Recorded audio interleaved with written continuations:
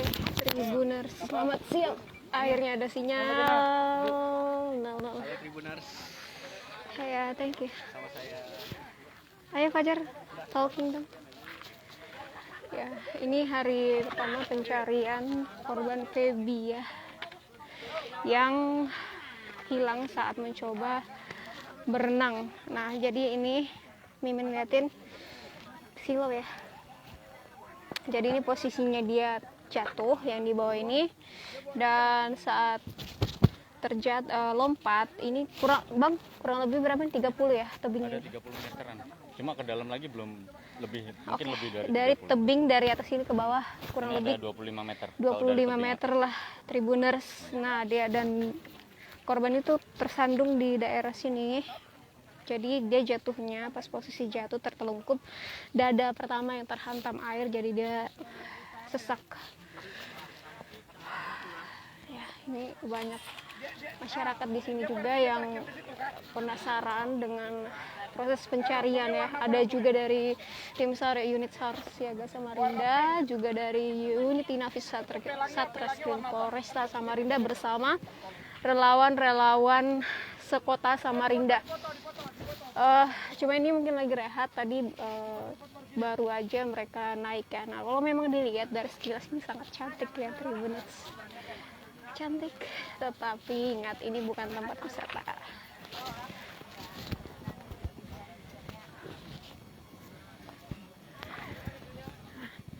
Dan informasi yang Mimin dapat, setiap hari Minggu dan panas dan setiap hari Minggu memang masyarakat sekitar menjadikan tempat ini sebagai wahana untuk berlibur Tribuners. Nah, untuk kedalaman danau itu sendiri dan kurang lebih ratusan meter lah ya, 60 meter ya. Untuk informasi sementara sih kedalamannya kurang lebih 100 meter ke dalam ya danaunya. Dan ini adalah bekas galian tambang yang sudah vakum sejak 2016 lalu Tribuners, dan dijadikan tempat wisata oleh masyarakat. Dan kata masyarakat sekitar sih sebenarnya datang itu masyarakat dari luar daerah Makroman ini ya Tribuners, yang datang berwisata ke sini. Ya mungkin nggak apa-apa sih kalau sekedar menikmati pemandangan aja, cuma ya bukan tempat untuk berenang. Capek karena ini posisinya tinggi juga Tribuners. Tuh masyarakat sampai bikin tenda. Nah, jadi yang belum tahu, ini ada seorang warga usia 25 tahun itu kemarin bersama 6 rekannya hendak untuk berenang di kawasan ini. Namun yaitu naasnya korban Feby lebih dulu terjun, itu ternyata mengalami sesak nafas karena pendaratan yang tidak sempurna di air, sehingga sempat naik ke darat tepian danau, tapi karena terlanjur sesak jadi tidak bisa ada kekuatan untuk naik ke darat lagi, akhirnya hilang tenggelam. Juga informasinya sementara nih Tribuners, dengar sih kok gelap banget ya, dengar ini juga ada buayanya, dengar aja sih Tribuners ya. Cuma sampai sekarang kita nggak ada sih, kata tim Basarnas ya, katanya nggak ada sih. Cuman tadi malam memang masyarakat sempat melihat arah jam 12 Mimin ini satu buaya. Nah, mungkin karena memang kan kawasan sini banyak persawahan, juga memang ada penangkaran buaya di sekitar sini, jadi mungkin buaya yang terjebak di danau jadi tidak bisa keluar.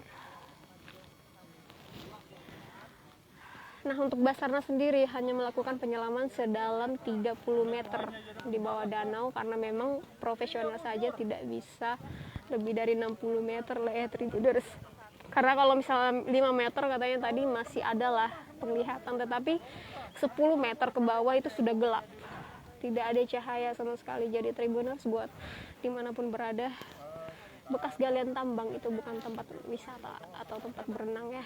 Banyak kok tempat berenang yang memang sudah disediakan pemerintah maupun swasta yang ingin berenang atau menghabiskan waktu bersama keluarga. Juga ada pantai kok Tribuners ya, kita punya pantai. Entah di Bontang, Balikpapan, atau Marangkayu itu cantik-cantik kok pantainya ya. Tinggal kita menjaga kebersihannya bersama.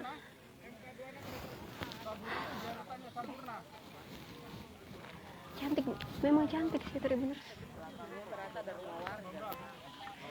Gimana Mbak, CSI pencarian hari ini ada nggak hasilnya? Untuk pencarian hari ini masih nihil karena pastinya ada kendala-kendala yang dihadapi tim SAR gabungan. Karena kan kondisi lubang tambang ini kan curam ke bawah. Jadi untuk penyelaman sendiri pun hanya sampai 3 meter. 30. Oke. 30 meter. Dan saat ini masih terus diupayakan untuk pencarian dengan penyisiran. Oke, dari informasi CSI Polresta sendiri, Samarinda sendiri, berapa sih kedalaman danaunya Mbak? Ini belum diketahui karena Kurang lebih ratusan meter sih ya kayaknya. bisa karena dari tim Basarnas sendiri juga belum tahu karena dia terus menjorok ke dalam ini. Jadi lubang mengerucut tambang. ya, semacam bentuk villa Tribuners. Oke, terima kasih. Ini namanya Mbak Nancy Regen, emang yang paling CSI termanis. Dan ini adalah Kasubnit Nafis Polresta Samarinda, dia lagi galau Tribuners. Nggak ada tenda yang kasih dia. Nah, ini keluarga korban. Nah, Tribuners ada yang unik juga sih. Mereka melemparkan itu posisi jatuhnya ada bantal yang biasa dipakai korban. Ya, kepercayaan spiritualnya orang-orang sini, dengan begitu akan cepat kembali lah ya korban ini. Jadi dia ngelemparin bantal yang biasa digunakan oleh korban.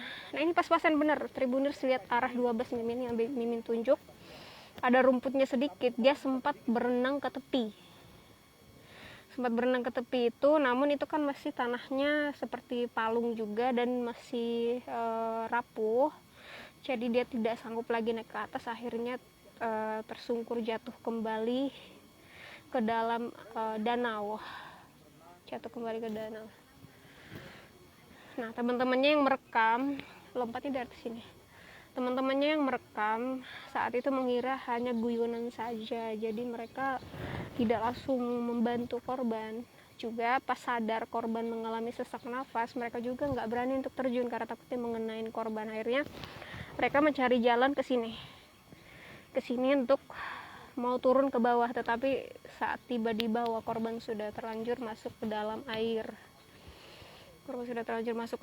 Sehingga tidak bisa diselamatkan lagi, dan teman-temannya juga jadi menjadi takut walaupun biasanya mereka bermandian di sini, tapi karena kejadian itu mereka menjadi takut untuk membantu korban turunnya.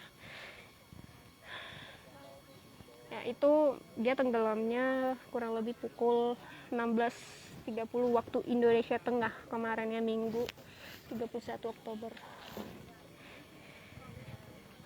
Nah, ini unit Sagasar Basarnas Samarinda sudah di lokasi dari pagi untuk melakukan penyelaman sedalam 30 meter. Dan karena jarak pandang visibility yang sangat minim, akhirnya mereka tidak bisa lebih dari 30 meter ya. Juga kalau ke tengah, mereka takutnya malah berbahaya untuk penyelam mereka karena posisi danau yang mengerucut seperti bentuk V atau palung ya. Jadi makin ke dalam itu makin menyedot ke bawah. Jadi Tribuners, walaupun terlihat indah, juga Anda menguasai teknik-teknik berenang. Tidak disarankan untuk berenang di danau, oke? Apalagi kalau nggak ada pelampung atau apa. Sedangkan orang yang punya peralatan menyelam aja cuma berani kurang lebih maksimal banget 40 kali ya, 40 meter. Yang profesional lebih dari, kata Basarnas tadi, lebih dari 60 meter itu harus menggunakan alat yang seperti robot untuk mengganti penyelaman. Manusia biasa tidak bisa. Dan jadi korban terjatuh dari sini sampai di dasar karena dia seperti palungnya. Dari sini masuk ke dalam dasar. dan jaraknya 10 meter di bawah permukaan aja sudah gelap. Tadi dari keterangan penyelam Basarnas sendiri ya.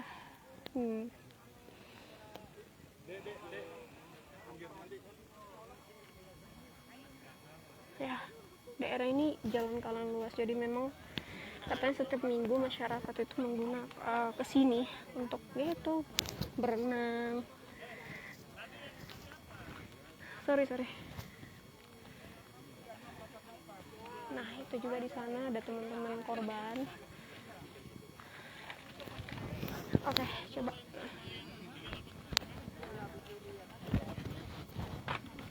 Nah, ini keluarga korban ya.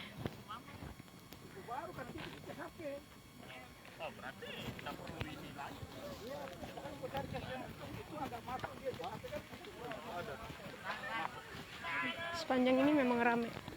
Ini coba lihatkan air danaunya. Buat Tribuners siapa tuh mau nanya-nanya gimana, boleh. Aduh. Ini teman-teman relawan dari RTS. Hei, misi ya, abang misi bang. Iya bang. Oke.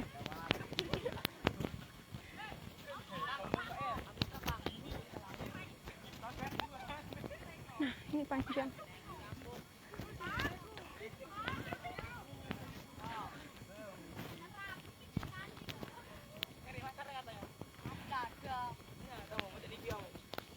Hei, jangan terjun ya. Siap. Nanti aku terjun. Karena aku bisa berenang. Biar bisa berenang, adek. Ya, enggak mungkin lama saja kita mau melarikan diri. Oke. Ke pantai main pasir. Angin. Bye-bye dulu, hai Tribuners gitu. Halo guys. Oh, it's not YouTube guys.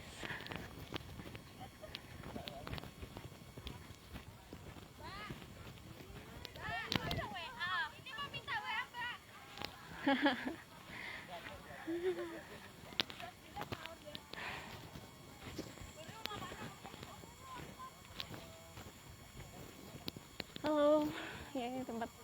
Halo. Nah, ini rubber boot dari Basarnas. Nah, jadi kalau mereka mulai menyisir itu dari sini. Kalau sekejap kita lihat memang sangat tenang Tribuners. Yes. Kalau dalam ilmu pelaut asik. Yang istilahnya air cermin seperti ini justru sangat berbahaya karena sangat tenang di dalamnya. Sangat berbahaya. Kita kalau yang biasa berenang kalau ngeliat air itu rasanya kayak pengen nyemplung aja gitu ya. Tribuners, tapi ya itu kembali lagi memang bukan tempat untuk berenang. Nah, informasi terakhir juga sih katanya ini rencananya pengen ditutup sama pemerintah setempat ya. Tapi ya itu anak-anaknya juga masih suka masuk ke sini, masyarakat sini. Amin, Bang Yuda. Mbak, terima kasih doanya.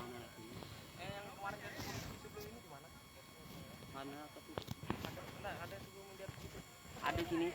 Di mana? Yang anak-anak ngumpul sini. Ini dah. Ya. Oh iya. Mbak, mana mau masuk? Hah? Mau masuk mana? Masuk di sana di atas. Bilang mau turun searching.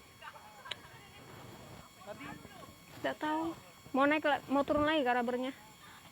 mau masuk tadi tuh gambar. Oh iya, mau juga dong ya.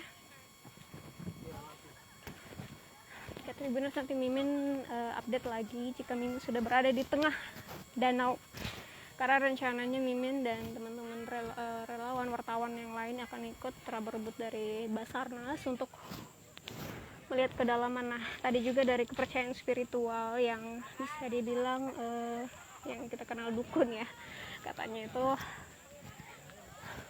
meminta Basarnas untuk kembali menyelam di sedikit ke tengah karena katanya ada muncul, katanya Tribuners.